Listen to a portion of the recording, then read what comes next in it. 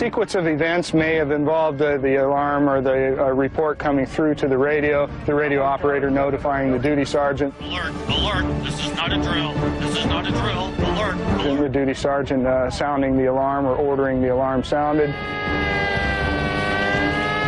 From that point on, it would have been somewhat pandemonium at the beginning, of course, the initial shock, but then, of course, the troops were very professional and immediately went to their task and went to the assigned positions. The people operating the searchlights would have manned the lights, people operating the guns, manned the guns, ready to take on the enemy. Hit the fire! Hit the fire! Within minutes, the dark Southern California coast is riddled with beams of light and streaks of anti-aircraft fire.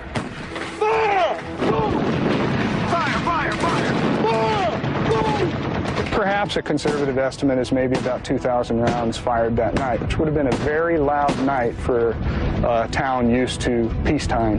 But as defenses come to play, confusion reigns. But no one seems to know exactly where the enemy is. Well, that's the big mystery, and it's still a mystery today. You talk to many veterans, and they will swear to you that they saw aircraft that night. You will talk to many officers who will tell you there was nothing in the air that night. You will talk to civilians who saw aircraft that night. So it's really somewhat of a mystery still. The Army officially concluded that there probably were airplanes up there, but there's no information as to whether they were U.S. or Japanese or whose they were. By definition, I think a UFO. Now, if you want me to say it's little green men, I'm not prepared to commit to that, but yes, it was an unidentified flying object, I think is fair to say. For nearly an hour, the ballistic barrage peppers the skies. But as day breaks, it becomes apparent that the only damage caused by the soldiers is to the city of Los Angeles. Everything that goes up must come down, and of course the surrounding areas were littered with shrapnel fragments. So flak was raining down, and in some cases live shells actually came down and detonated. Of course, the media responded, as media does much of the time, with, you know, let's sell some newspapers. So perhaps the stories were exaggerated, perhaps not. In fact, one of the stories was going around about the LA thing was that the Japanese had submarines and that they were launching planes off of submarines, which makes absolutely no sense whatsoever. If you take eyewitness reports, they said it was hovering, not just going slow, it was hovering. They have the one photograph where this thing has all the lights focused on it and basically doesn't look like any type of plane that was available at that time. Accounts of citywide wreckage are explained to President Roosevelt in Washington. The task falls to General George C. Marshall, the War Department's Chief of Staff. Well, Marshall's letter is probably one of the most curious documents to ever be issued about the event. It says as many as 15 airplanes may have been there, varying at speeds from very slow to immediately increasing to 200 miles per hour, ranging from altitude from 9,000 to 18,000 feet. And again, no bombs were dropped, no casualties inflicted, no Allied or U.S. Navy or Army airplanes in the air that night. It just doesn't seem to make sense. If the Japanese had come all this way, we would have thought that there would have at least been some bombing, and certainly if there was more than one aircraft. Nobody can say for sure how FDR first reacted to word that his military responded to what some claim to have been an unidentified flying object. The only thing that came back from the president was a memo from him to Stimson, who was the Secretary of War. The president sent a curt message to Harry Stimson, demanding to know who was responsible for the air alarm systems in the United States, and if anyone other than authorized officials could have triggered them. How Stimson replied to FDR and how he explained the unidentified enemy remains a mystery. No records of his response were found in the National Archives or FDR's presidential library. At that time, I don't think they saw it as an extraterrestrial phenomenon.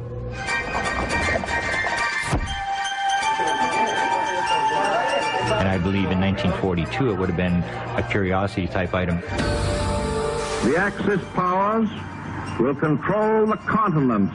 I think President Roosevelt was so caught up with the war effort and his failing health that UFOs didn't rank high in his list of concerns.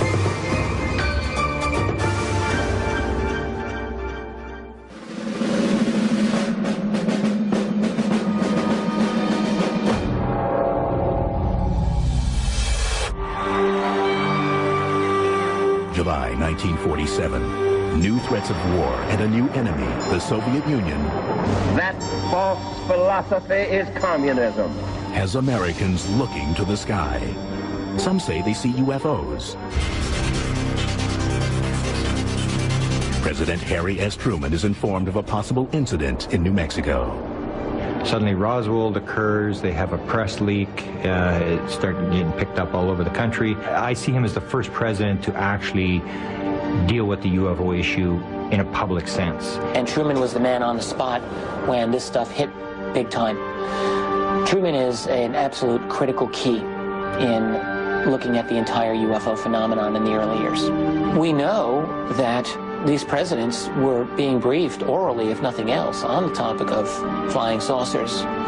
Now, this is not something that you're going to read in Harry Truman's memoirs, and it's not something that you're going to read about in an academic treatment of the Truman administration, and yet we know absolutely that it happened.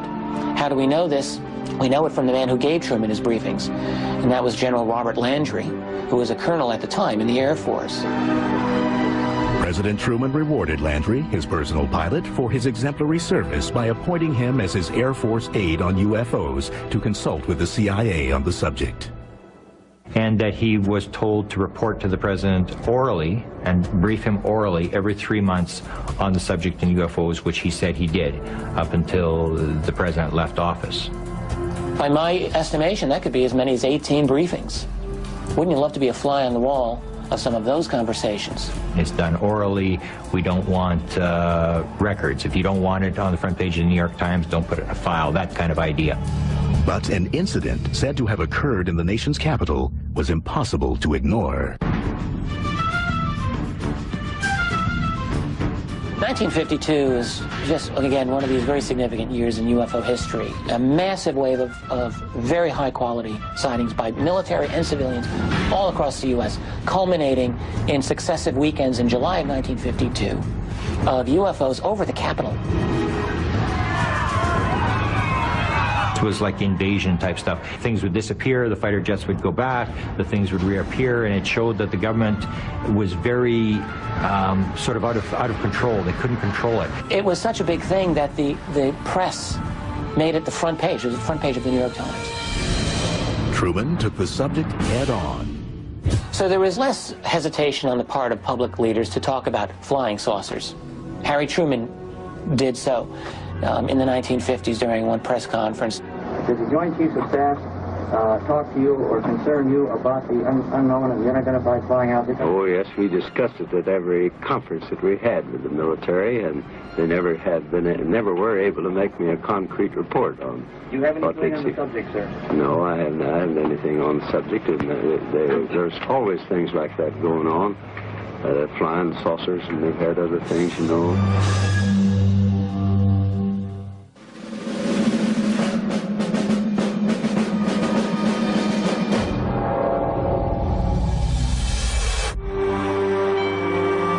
We shall never try to placate an aggressor by the false and wicked bargain of trading honor for security. While Truman addressed the subject publicly, he was never said to have a close encounter himself. However, Dwight Eisenhower, according to ufologists, experienced a sighting in the early 1950s. And the story was that he was off the British coast, 1952, and that this object, a bluish-type object, appeared off the side of the ship. I think it occurred for about 10 minutes. Eisenhower and the admiral on the ship had come out onto the deck, and Eisenhower was in PJs. He stood there and watched this thing, and that Eisenhower basically said, well, I better go look into this. I wouldn't mention it right now, and went in, and the fellow who reported it said he never heard anything more about it again.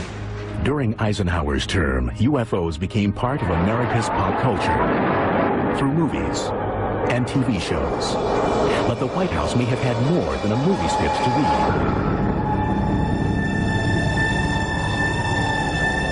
Eisenhower was on the job when UFO secrecy really started to formulate in a systematic way. It was under Eisenhower's administration that even within the military, the UFO topic was becoming much more restricted.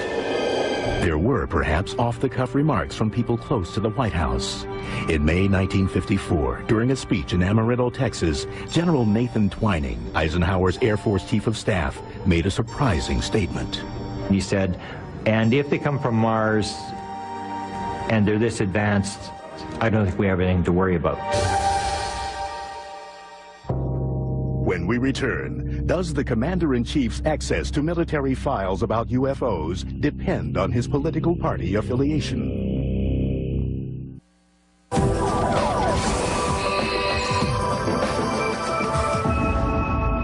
And let every other power know that this hemisphere intends to remain the master of its own house.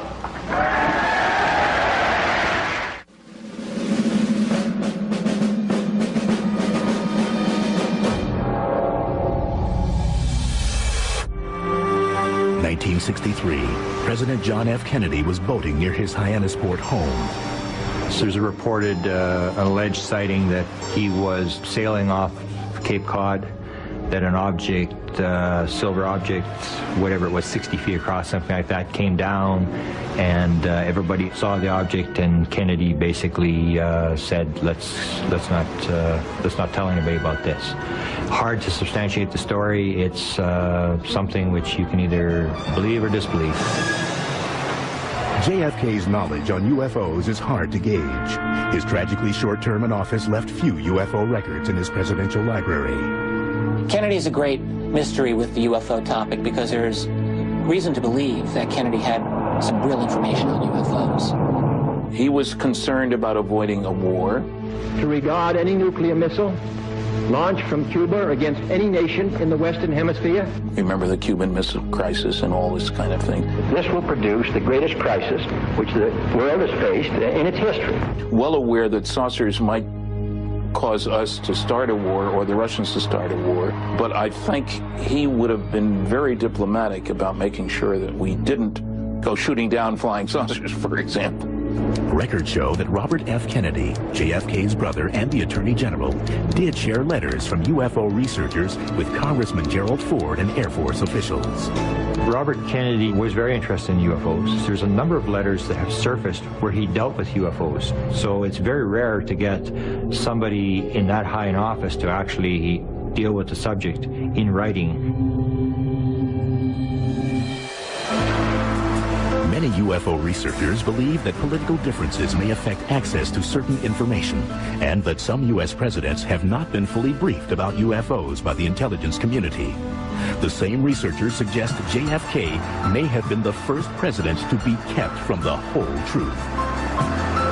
He was interested in beating the Russians to the moon, but he wasn't interested in space. It was more of a competition type thing. It was a political thing. Johnson, on the other hand, was extremely interested in space. 3 years ago.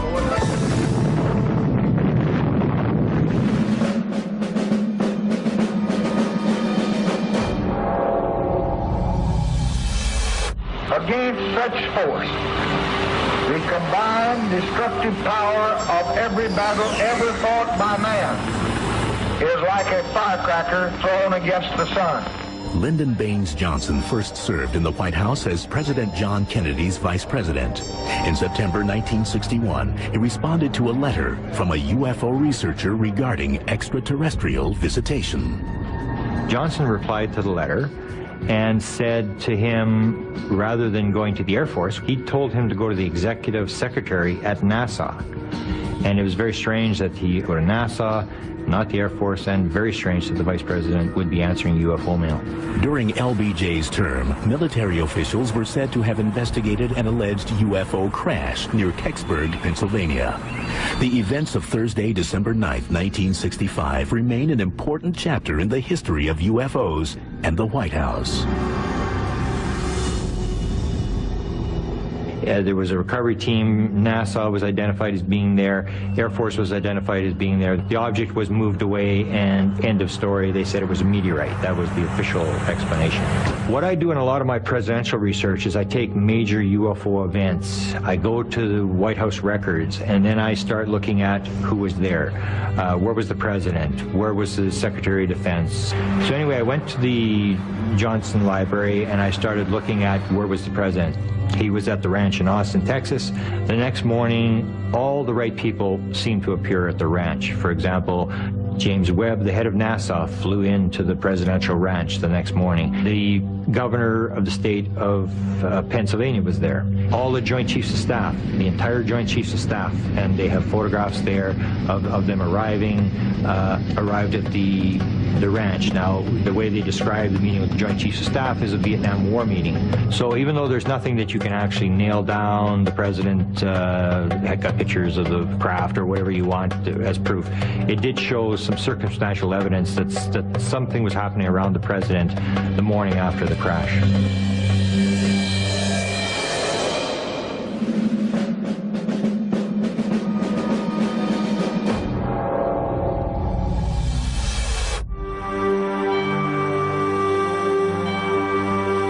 President Richard Milhouse Nixon's interest in UFOs is harder to calculate. I've talked to people who claim they talked to Nixon about UFOs. He was very interested. There was a rumored story that he had a huge UFO book collection, which I was never able to substantiate. Many UFO researchers believe Nixon received specific briefings, information he may have wanted to take public. There's some very good indications that he planned to reveal data, that UFOs past, present, and future, a book by Robert Emenegger, a television program that was done with that title. I talked to Emenegger, and he got asked by the Republican Party to produce that show using only government people, because the idea was they were going to release data. Bob Emenegger was an advertising executive and television producer who happened to know an important man inside the Nixon White House. Bob Haldeman was someone I knew from UCLA Beta House, which is a fraternity. Then, as you know, he went on to be chief of staff under Nixon. In the mid-1970s, Emenegger and his partner researched military stories for their TV production at Norton Air Force Base's film archives.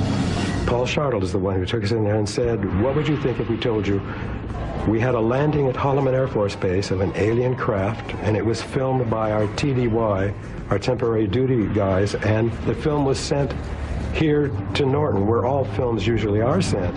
And I thought, this sounds outrageous, that, UFOs and all. He said, well, look, if you're interested, check with the Pentagon, but bury those under those other projects because it's a red flag to get into the subject of UFOs. George Weinbrenner was the commander of foreign technology. He has a private bunker down at Wright-Patterson. I went down the long hall. I could see all the little cameras, surveillance cameras. Walked right up to his desk and said, I want to ask you, what about the landing of an alien craft at Holloman Air Force Base? And I sort of expected him to say, what? The what? He didn't. So he reached up, pulled out a book, handed it to me. So I opened the book up and it said, to my friend, Colonel George Weinbrenner, signed Dr. Alan Hynek, and the book was all on UFOs. Well, Hynek was the scientific advisor to the Air Force at that time on UFOs. Perplexed, Emenegger contacted his friend and Nixon's chief of staff, Bob Haldeman. He was at the White House, and I asked if he had heard anything about the landing at Holloman Air Force Base, and he said, well, I heard something, but I don't know. Whether the president knew, I have no idea. While Emenegger never obtained the Holloman film for the 1974 nationally broadcast program, his first-hand experience provides researchers insight on what American presidents may have known about UFOs. A friend of mine helping me out talked to two ex-presidents. They both confirmed that they had been shown the Holloman Air Force Base film.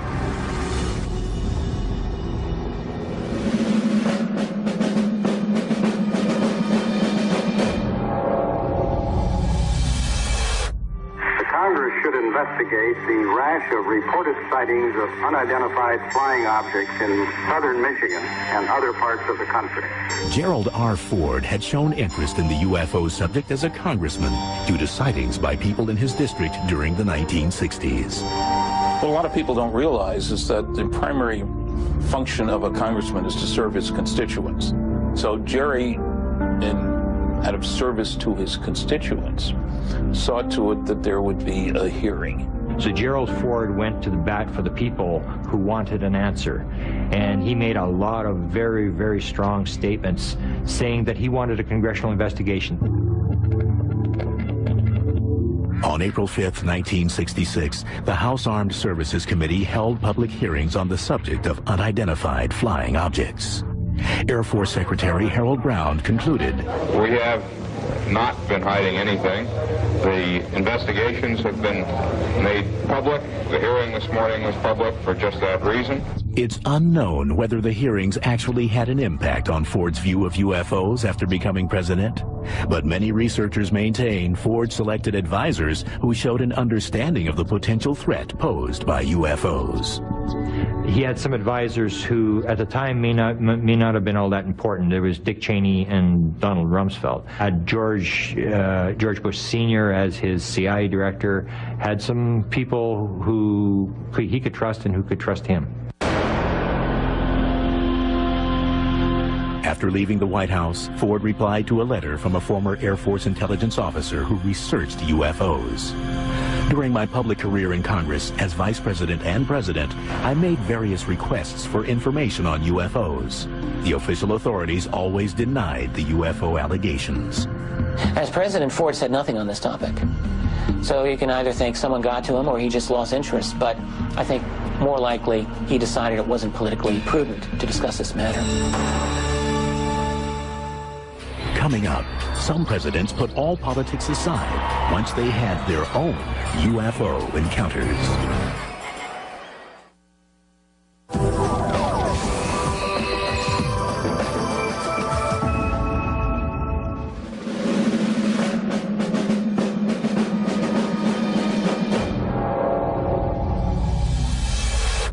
While there are some documents connecting UFOs in the White House and a few reports that presidents may have seen them, there's only one public admission. President Jimmy Carter was the first commander-in-chief to admit to seeing a UFO. Carter was known as UFO president because he actually talked about his sighting. A UFO group had contacted him, wrote him a letter and said, "Could you fill out our sighting report?" Jimmy Carter filled out the sighting report, and the rest is history. Well, Carter himself said the incident happened in October of 1969 when he was down in Leary, Georgia, speaking at a Lions Club. He spoke very strongly about it.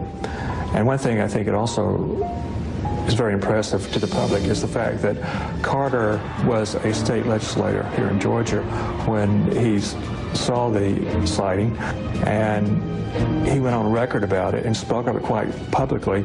And even becoming governor and then later becoming president, he's never waffled on it. He's always been quite upfront about it. Yes, I saw something, and no, it was not. I could not identify it. I don't make fun of people who say they've seen unidentified objects in the sky. He'll always say that he can associate with people who have had the experience, that he would never laugh at anybody who's had a UFO sighting because he's experienced it himself.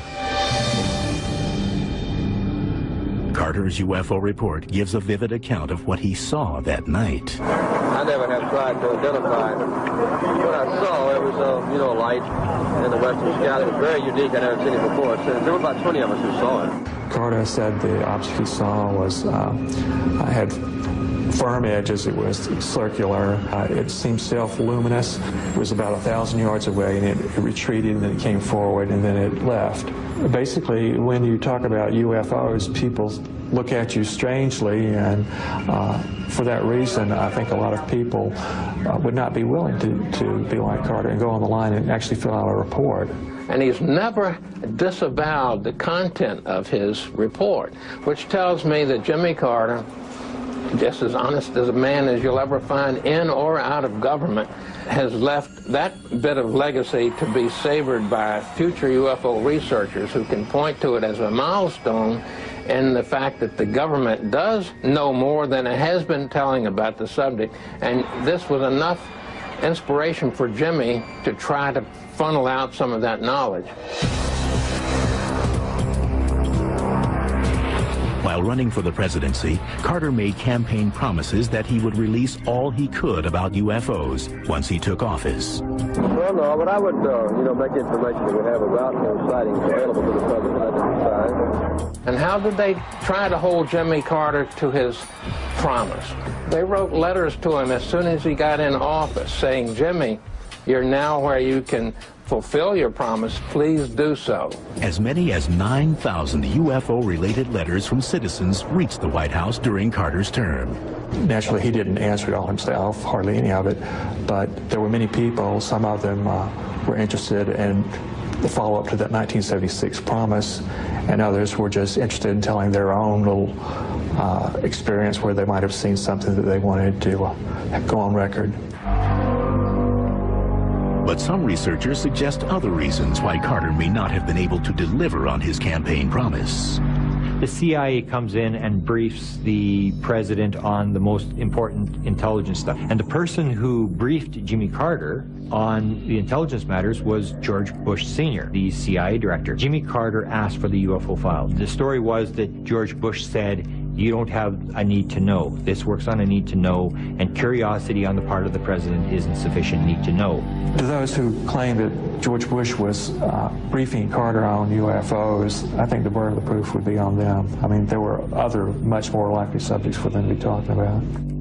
Regardless, President Carter did release UFO-related documents during his administration. The UFO community considers it the golden years.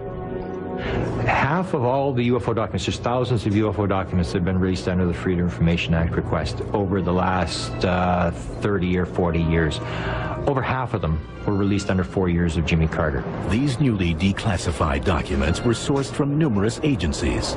They contain information about many UFO sightings and the military responses. Access to the declassified material continues to bolster UFO research.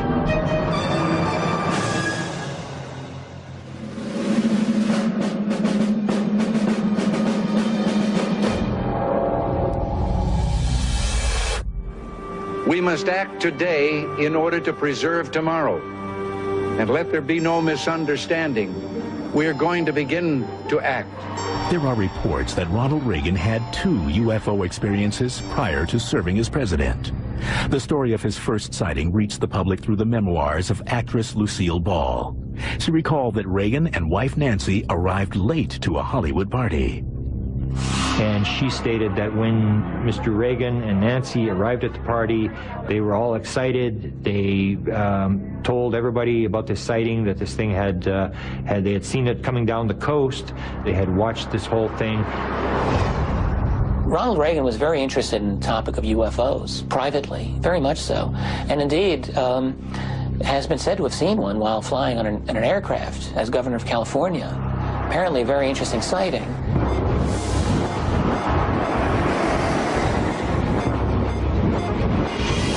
Allegedly, Reagan saw a white light zigzagging alongside his aircraft. He stepped into the cockpit and told the pilot to follow it. This pilot had 30,000 hours as a pilot, which is an incredible number. And the whole plane load of them saw this thing. They reportedly chased the mysterious light for several minutes until it shot skyward out of sight. Could these alleged sightings have fueled Reagan's repeated references to UFOs and alien life during his presidency? February 11, 1988, in a speech called Remarks at the Annual Conservative Political Action Conference Dinner, Reagan said, "Our unshakable, root-deep, all-encompassing skepticism about the capital city's answer to the UFO, that bizarre, ever-tottering but ever-flickering saucer in the sky called the prevailing Washington wisdom. A presidential speech is a very complex thing. It has many drafts. It has people who proof every word as to whether every word is accurate in their figures, facts. It's a very long and involved process. There's up to 25 agencies who have to sign off, State Department. Everybody gets to put their little 2 cents in, what they want taken out. So I started checking the speeches, and I went through every Ronald Reagan speech that had this alien invasion. Reagan asked his speechwriters to address the alien UFO subject. He believed that if we were invaded by people from another planet, that the world would come together, the world would unite. He called it his fantasy. One of the more compelling exchanges was between speechwriter Rhett Dawson, who sought to keep the fantasy out of Reagan's speeches and away from the commander-in-chief. The discussion preceded President Reagan's address to the 1987 UN General Assembly. There's a memo that comes from the speechwriter that says, Mr. Reagan, this is your speech, and go over it and let me know. And he noticed that this particular item about the alien invasion had been removed. The president responded with a handwritten demand scribbled on the memo.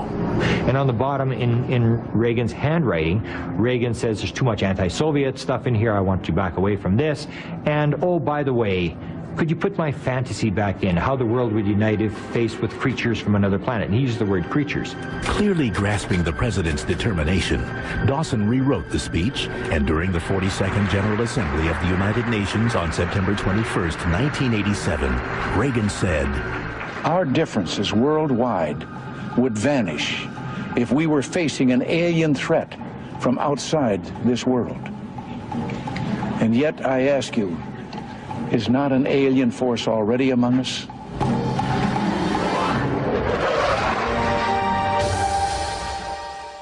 When we return, are some presidents in the know about UFO files while others are not?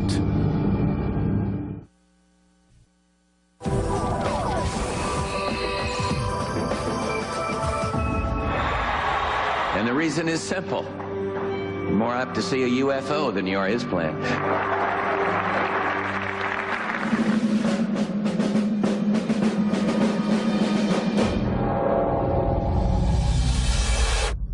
UFO researchers insist that George Herbert Bush is the key to present-day UFO knowledge.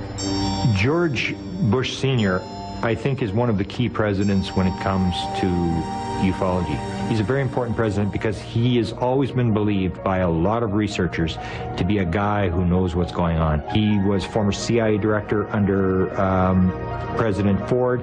He was vice president under Ronald Reagan for 8 years, would have gotten briefings on many issues, including UFOs.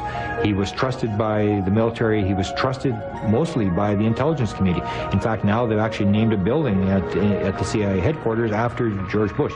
Herbert Walker Bush, when he was in his earlier days, had served as chief of the CIA. Now, some people think in that capacity he was bound to have known about what was going on ufologically at the agency. If he did, it still probably won't ever be disclosed until after he's long gone, just like the other president. People did write to the agency, by the way, probably when he was serving there. They would send Freedom of Information requests to the agency for any UFO material in its possession, say 900 pages worth and counting. They claim they no longer look into the subject, but how many Americans today are going to accept out of hand such a claim as that? However, little evidence can actually link President Bush to UFOs. For example, when I wrote the Bush Library, I asked them about UFO documents. They said they only had one UFO document. And there are no public documents linking George Bush Sr. to UFOs, but I think there's very little doubt in any researcher's mind that this man knew a lot about the topic. The answer may lie beneath some of the most heavily blacked out government documents, recently declassified from a number of military agencies. To many UFO researchers, George H. Bush and members of his staff, including Dick Cheney and Donald Rumsfeld, was the power team who kept the UFO files closely guarded within military and intelligence circles. George Bush is a man who, by all accounts, knows a lot of what's going on in, let's call it, the secret world. That is the world behind the presidency. the world of real power and wealth. He's a guy that behind the scenes, he's got a lot of oil money, all the right connections, and if you want to know what's going on, George Bush will know what's going on. He's the guy.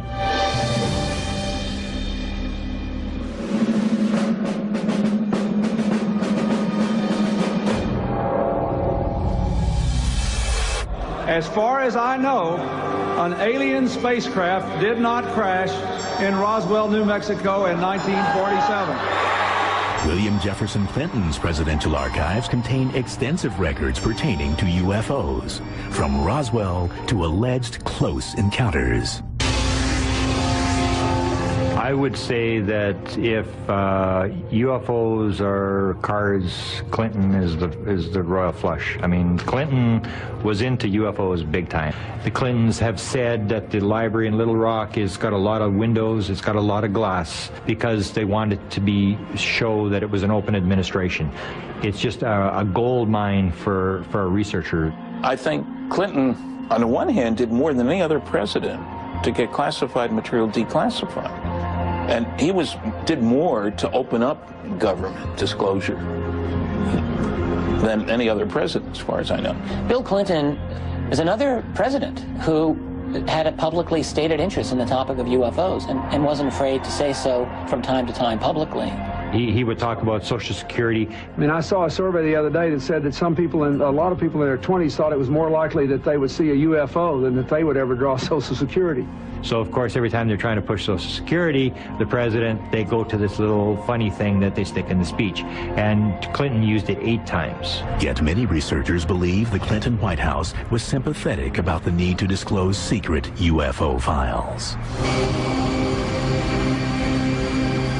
Perhaps President Clinton's most impressive comment regarding UFOs was delivered during a speech on November 30th, 1995. When a presidential speech is written, it is not just something the guy makes up. This is something that will take days, weeks, months to put together.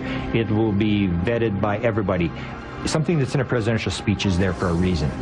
So Bill Clinton is making up a peace speech in front of 80,000 people in Belfast, Northern Ireland. He stands up, and in this speech, he's talking about kids, and he reads a letter from Ryan. And he said, Ryan, if you're out in the audience today, here's the answer to your question. If the United States Air Force did recover alien bodies, they didn't tell me about it either, and I want to know. I want to know. I want to know. This is the part that the press all over America played.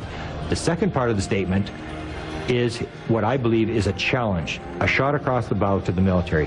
He said, but if they did recover alien bodies, they didn't tell me about it either, and I want to know. And when you look at the first Roswell report that was put out by the Air Force in 1994, 1995, it doesn't talk about the bodies. When we return, all the president's men go on high alert when a UFO approaches the White House.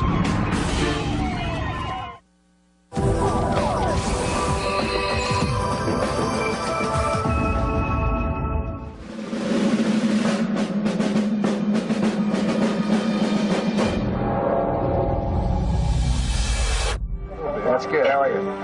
Good to see you, sir. If you're elected president, will you find and trust the people enough to tell them about what the story is? Half the public believes that they are real. Would you finally tell us what the hell's going on? Sure, I will. According to some UFO researchers, George Walker Bush, the 43rd President of the United States, has reconstituted his father's powerful White House staff, partially to maintain a grip on UFO secrecy. 2 big ones, Cheney, Rumsfeld, people that have always been considered by ufology to be people who have the right connections, who probably are in the know. Regarding the administration of George W. Bush, it's unclear how much this man knows about the topic of UFOs. There are many who argue that the Vice President, Dick Cheney, is the man on the spot here in relation to this matter. On April 11, 2001, presidential UFO researcher Grant Cameron was able to query Vice President Dick Cheney on UFO disclosure.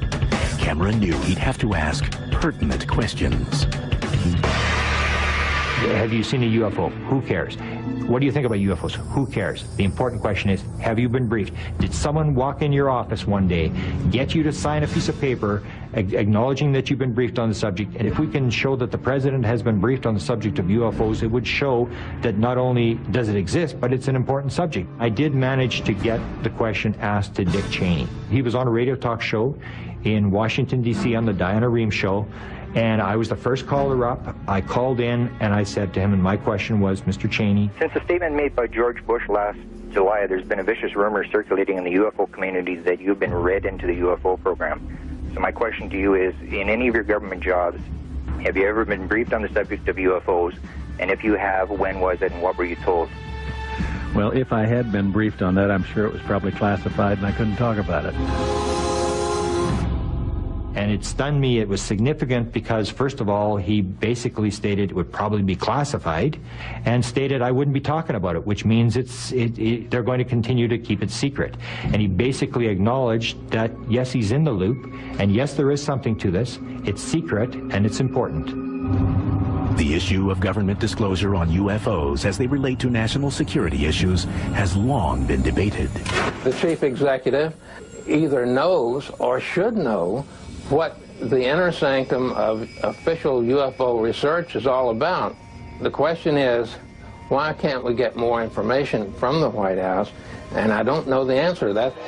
The politics of disclosure about UFO reality is, I can think, only would be a nightmare for any president of the United States. It's like being a little bit pregnant. You can't do a little bit of disclosure. It won't sell. There's always some idea that some office somewhere is accumulating all this data and all that, but again, you would have to know who's doing it. This gives a lot of ground to conspiracy theorists. I think presidents all recognize that presidents come and go. They're short-lived when it comes to the Washington establishment. Intelligence agencies go on forever. So I think keeping the status quo about UFOs is the easiest way for all of them to behave. It really is a situation where the people, ordinary people, have got to recognize that it's in their interest to have disclosure on UFOs, really for the survival of the system of government that we all grew up believing we had. A government of the people, by the people, for the people. And disclosure is a critical way in attaining that, because it is the opening up of a huge part of our history that has been denied to us for 60 years. That's a big deal. And how much has really changed in the days since FDR was president? With the advances in technology and security, unidentified flying objects are still seen as a credible threat to the White House and the president. Well, Leon, a report came in late this morning that an unidentified aircraft had entered a restricted area. Folks at the White House took it very seriously. Come on, go, let's go. April 27, 2005. Radar spotted an unidentified flying object over the White House. The alert that an unidentified aircraft had violated a no-fly zone caused a whirlwind of activity at the White House. As the Secret Service jumped into action, sharpshooters took their position and agents rushed to clear the area. President Bush and Vice President Cheney were hurried into underground bunkers. Security forces responded to a perceived threat with pandemonium, strikingly similar to the confusion of the troops who defended against an unidentified flying object in 1942. Well, what sparked all of this? According to the Department of Homeland Security, it was just a blip on the radar screen, no aircraft.